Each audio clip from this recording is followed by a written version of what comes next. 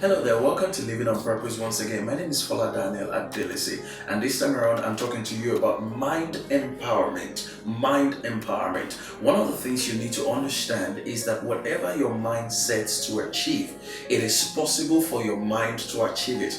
And if your mind decides not to achieve anything, then your mind can shut down completely on that idea.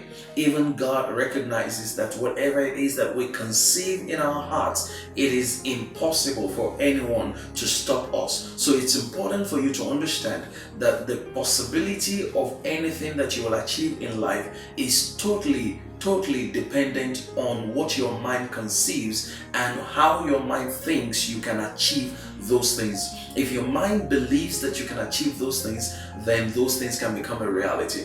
If your mind is empowered to pursue certain dreams, then you can make them a reality. But if your mind is not empowered enough, or your mind believes that those things cannot become a reality, then those things will not become a reality. Without an empowered mind, you cannot go very far in life. Without an empowered mind, there are levels you cannot even access. There are people you can't relate with. There are some people you can't talk to. So you need an empowered mind. An empowered mind is an informed mind. An empowered mind is a learned mind. An empowered mind is a trained mind. So it's very important to empower your mind. A lot of things you will need to do in life involve a mind game. And that's because people are funny, people are deceitful, people are cunning in their ways. And if your own mind is not empowered, all the things they will be doing will get to you easily. So you need an empowered mind, an emboldened mind, a mind that has been trained. So how do you empower your mind? There are quite a number of ways in which you can empower your mind. One of the ways by which you empower your mind is by the kind of people that you talk to from time to time.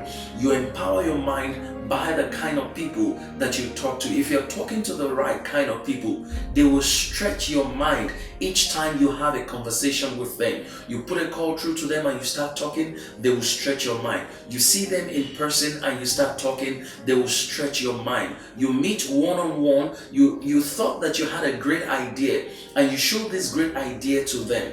By the time they finish analyzing the idea to you, you realize that even though your idea was great, your implementation was going to be poor. So one of the ways to empower your mind is the kind of people that you keep around you. The other way to empower your mind is the kind of content that you have, either the kind of content that you expose your mind to or the kind of content that you deliberately read. So it's very important for you to expose yourself to great content. I'm talking about great content from very wonderful writers, great content from beautiful consultants, great content from even movies, great content from people who have spent years researching things that can be done and how they can be done. People who have created templates for how things should be done. Maybe templates for running a business, templates for developing structures for your organization.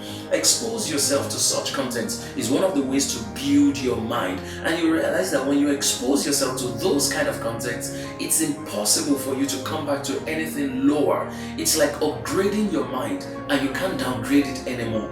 It's like updating the OS of your mind.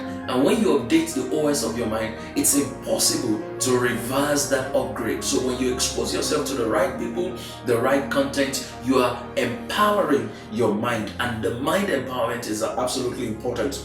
The other two things that you need to do would be exercises and learning.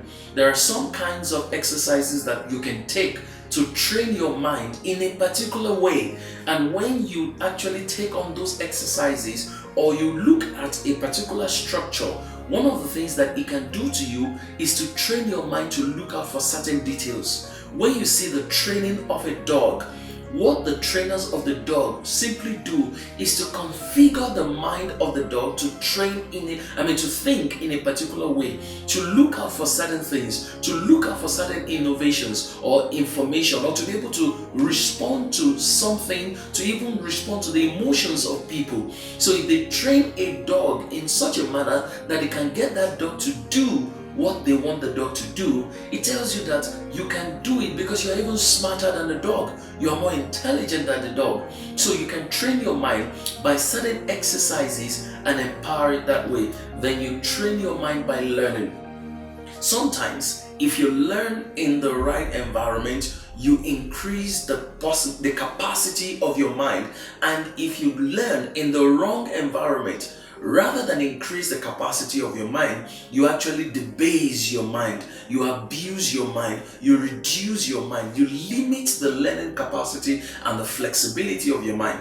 That's why you shouldn't just learn in any kind of environment. It's so important for you to choose the right kind of environment for learning. And on that note, I want you to hit the ground running with the mind empowerment by going on now to www.foladaniel.com, and you also follow me across social media on YouTube, on Instagram, on Facebook by following @FolaDanielSpeaks. Thank you.